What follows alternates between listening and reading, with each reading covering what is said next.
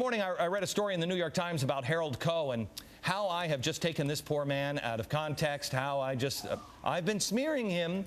President Obama's pick to become one of the State Department's top lawyers has ignited fury among his critics. This according to the New York Times. I guess I'm one of them now.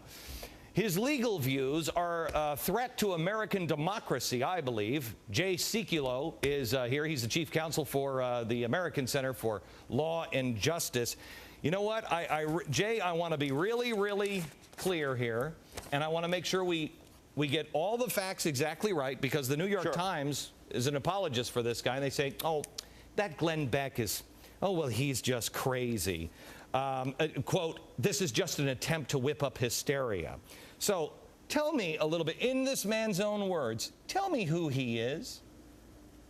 He's a transnationalist. He believes that United States sovereignty and our judicial sovereignty should be subservient to the European Union or to the United Nations. I mean, if you look at what he's written, this is not, by the way, you know, some are criticizing, Glenn, that we're using this term transnational as if it's pejorative. This is the terms he uses. Yeah. He's written the law review articles that say he's a transnationalist. And what I want everybody to understand is what Justice Scalia said about 15 years ago. When the United States Supreme Court is determining whether something is constitutional or not, they are expounding on a constitution.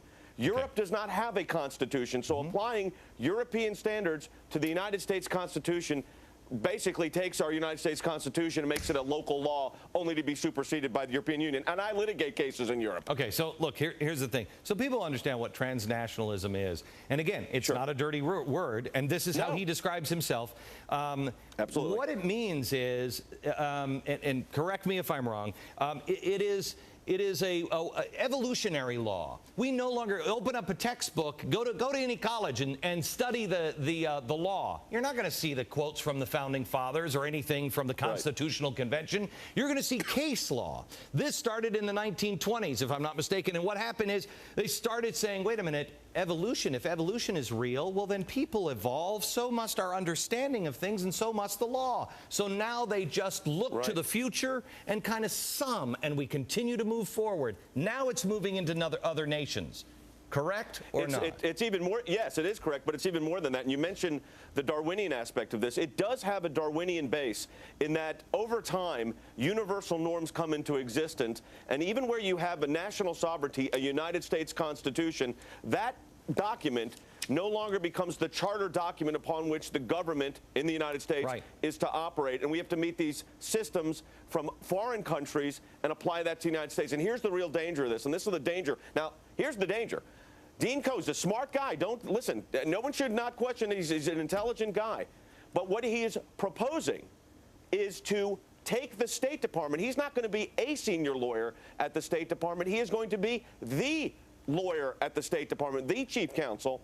And he is basically saying we take our American experience, and if it doesn't mess with the rest of the world wins. And that, frankly, is, a lot of people are calling this lawfare. It's utilizing the law as a weapon. Oh, yeah. And that's where you've got to be very concerned. And America, you know this. When they can't get you to vote for something, they kick it up to the into the legal system. If they can't win in the legal system, they kick it up to the United Nations or to the EU or whatever. Yeah. That's the way it works. And you really have to watch the UN issue here, because, and we do a lot of work at the UN, and here's the problem. You take those standards, for instance, the president's made the change now in the Human Rights Council. So the United States is going to join the Sudan and Cuba on a Human Rights Council. That's been not the policy for 2 decades. We've now changed that. That danger, and to me it's significant, is, again, it's subservient to our national interests. And what happens is the international norms take over the U.S. norms. And the danger on that, and the justices have said, be very careful when that starts happening, because American sovereignty is at risk. Real quick, I just have to say this because we have to cut for a break, but the New York Times made this whole thing about he never called for Sharia law. I never claimed he called for Sharia law.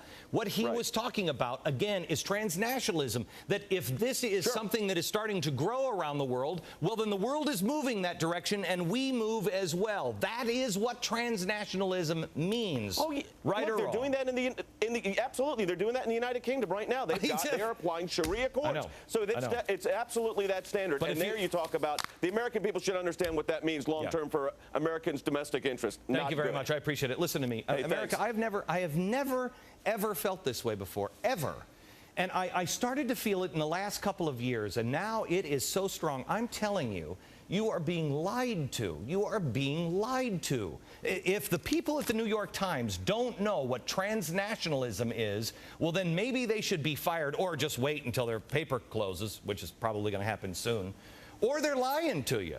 This is what it means, that if the world is moving in that direction, then we should too, and we'll all just play happy together.